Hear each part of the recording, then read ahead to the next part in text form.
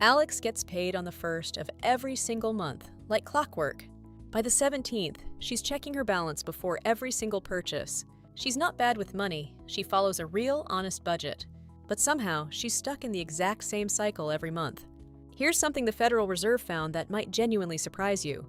37% of Americans can't cover a $400 emergency with cash. That's not because they're careless or bad at managing money. It's because the system almost everyone uses is broken by design. Here's the part that surprises people the most about this. This isn't just a low-income problem, even though it feels that way. 48% of people earning over $100,000 a year say they're living paycheck to paycheck too. Read that again. Nearly half of six-figure earners stuck in the same cycle. So if higher income alone doesn't fix it, income was never really the problem.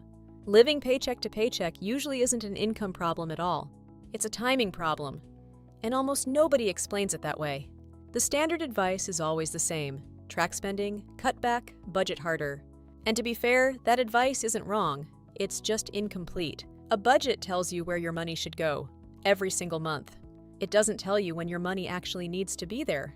Those are two completely different problems, and only one of them gets discussed. Here's what that actually looks like for Alex, in a real month. She budgets $400 for groceries and gas, and she sticks to it. But her insurance bill, her rent, and her car payment all land the same week. Her budget was perfect on paper. The timing still wrecked her account. Alex could budget flawlessly and still run into the exact same wall. Because her bills don't care what her spreadsheet says. They just arrive. A lot of people have already tried fixing this with an app instead. Budgeting apps are genuinely useful. They show exactly where money goes each month. But almost every popular app organizes money by category, not by date. Groceries, entertainment, subscriptions, all sorted neatly.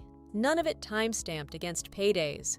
That's the same blind spot as a paper budget, just with better graphics. An app can tell you that you spent too much on dining out. It can't tell you that 3 bills are about to collide with each other. Zero-based budgeting has the same issue, even though people swear by it. It assigns every dollar a job for the month, which sounds exactly like our system. But it still plans by month, not by the actual date each dollar is needed. Some newer apps do offer bill tracking calendars, and those genuinely help more. If your app already has that feature, turn it on. It's doing half of step 1. Most people never activate it because the app doesn't lead with that feature. The tool was never really the problem here, to be fair to the apps. Looking at spending instead of timing is the actual blind spot, tool or no tool. Fix the timing question first, and any budgeting app becomes dramatically more useful. Think of the calendar from step 1 as the missing piece every app skipped. None of this means throw your app away. It means use it differently. Layer the calendar on top of whatever tracking tool you already trust. The app handles categories. The calendar handles timing. Together, they actually work. Bills don't care when your paycheck actually lands in your account. Rent is due on the 1st, whether you're paid then or not. Your car insurance renews every March, whether that's a light spending month or not. The system assumes your money shows up exactly when you need to spend it. In real life, that almost never actually happens. This gap looks different depending on how often you actually get paid. If you're paid weekly, most months line up fine, but 2 months a year don't. Those are the months with 5 Fridays instead of 4, and nobody warns you. If you're paid every 2 weeks, you get 26 paychecks, not 24. Most months feel normal, but 2 or 3 months bring an extra paycheck. That sounds like a bonus, until you realize the other months are now short one. If you're paid twice a month, on fixed dates, the gap is more constant. Bills due early in the month can land before that first paycheck even arrives. And if you're paid once a month, the entire month rides on one payment. One late invoice, one slow employer, and the whole plan shifts by weeks. Nobody plans their bills around their specific pay schedule, but the mismatch is real. So every month, Alex ends up playing catch-up with her own money. She's paying this month's bills using this month's paycheck, with zero room to breathe. A recent survey found 62% of Americans are in that exact spot. Not broke, just perpetually, quietly behind, month after month after month. Here's what staying stuck in that cycle actually costs on average. Households that overdraft their accounts pay about $380 a year in fees alone. That's not one bad month. That's the ongoing price of never closing the gap. The buffer Alex is about to build costs less than 1 year of that. Waiting doesn't avoid the cost, it just moves the cost from savings into fees. Here's how Alex actually gets ahead of it, for real this time. Not with a stricter budget, but by closing the timing gap itself. That's the whole shift, from managing spending to managing timing. It sounds small. In practice, it changes almost everything about how money feels. Step 1 is finding your real gap, and it takes about 10 minutes. Alex lists every single bill by its actual due date, not its category. Not housing, not insurance, just the literal date each payment is due. She lays it out on a simple calendar, week by week, side by side. She sees it immediately. 3 big bills land in the same 9-day window. That window falls right before her next paycheck is even scheduled to arrive. That's not bad luck. That's the actual problem, finally made visible on paper. Most people never see their own gap this clearly because nobody asks them to look. Step 2 is building a one-time buffer, not a forever savings habit. This is different from an emergency fund, and that distinction actually matters a lot. Alex doesn't need to save endlessly, just once to close that one gap. For her, that number comes out to about $400 total. She treats it like a bill she owes herself, funded in small pieces. $50 a week for 8 weeks gets her there without any drama. What if someone genuinely can't spare $50 a week right now? Start smaller. Even 25 close is part of the gap, not none of it. A tax refund, a bonus, or selling one unused item can jumpstart it fast. The exact amount matters less than actually starting to close the gap at all. Step 3 is the one almost everyone gets wrong without exception. Once that buffer exists, Alex has to stop touching it completely. The buffer isn't emergency savings, and it's definitely not for a night out. Its only job is closing the gap between when bills land and when she's paid. The moment she spends it on anything else, she's right back where she started. Here are the moments that actually test this in real life. A weekend trip a friend invites her on, right after payday hits. A sale on something she's wanted, timed right when the buffer looks full. A small emergency that's really just an unplanned want, dressed up as urgent. Every one of those moments feels justified in the moment. That's the trap. Alex has to see that money as already spent, just spent early instead of late. Some people even keep it in a separate account, just to remove the temptation. Out of sight genuinely does mean out of mind when it comes to money. Here's how to make step 3 effortless, instead of relying on willpower alone. Willpower is unreliable. Strong on a good day, gone on a hard one. The buffer shouldn't depend on Alex remembering not to touch it every day. So she automates it, right at the source, the same day she gets paid. A scheduled transfer moves the buffer contribution out before she ever sees the money. If it's never sitting in her checking account, she's never tempted to spend it. This is the same principle behind automatic retirement contributions, just smaller and sooner. Money you never see is money you never have to resist spending. Most banks let you schedule a recurring transfer for free, tied to any date. Alex sets hers for the same day as payday, every single time. Once the buffer hits its target amount, she turns the automation off.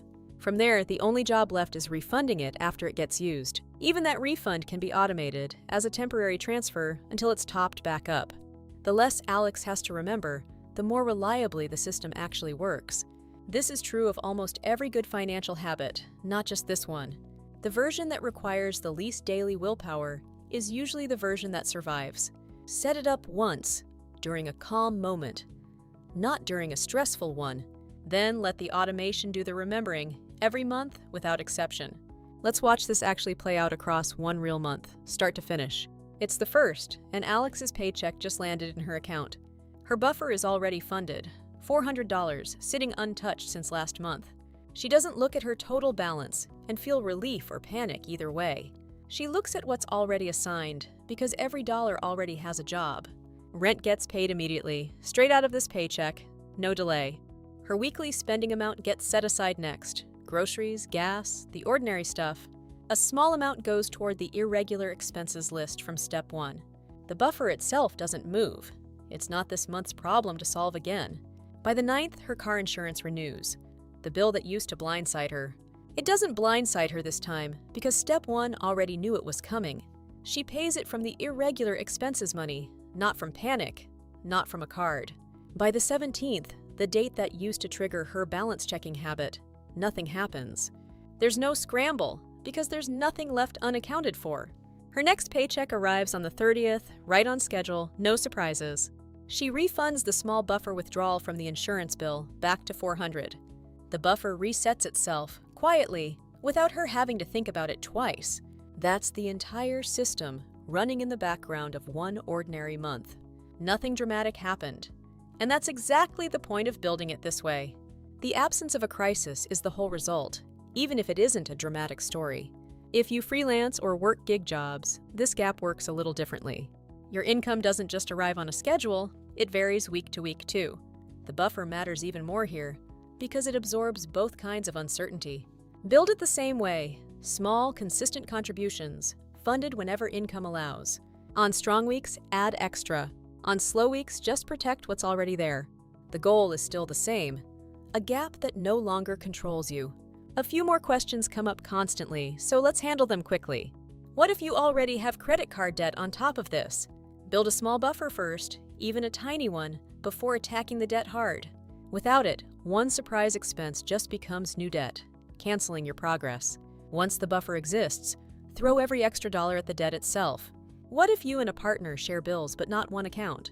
The calendar from step 1 still works. Just build it together, out loud. 2 incomes hitting on different dates actually makes timing even more important to map. Whoever's paycheck lands first can front a bill, then get reimbursed from the other. What if your income changes a lot from month to month? Use your lowest realistic month as the baseline for step 1, not your best one. Any extra income beyond that baseline goes straight into the buffer, not into spending. What if you're still living paycheck to paycheck after doing all of this? Give it 2 full pay cycles before judging whether it's actually working. The first cycle is just catching up. The second cycle is where it stabilizes. Here's something encouraging hiding inside all of this data. The median American already has about $500 sitting in savings. That's not far at all from the $400 Alex actually needed. The gap between struggling and stable is smaller than it usually feels. Most people aren't starting from zero. They're just missing the right structure. Once the buffer is fully in place, something real actually shifts. Alex isn't paying this month's rent with this month's paycheck anymore. She's paying it with money that was already sitting there, waiting for her. Payday stops feeling like a countdown toward the next scramble. It starts feeling like confirmation that the system is finally working the way it should. The cycle breaks, not because Alex suddenly earned more money. It breaks because she finally closed the exact gap that was causing it. Same income, same bills, completely different experience of both of them. If this changed how you see your own paycheck, hit subscribe. There's more where this came from, every single week.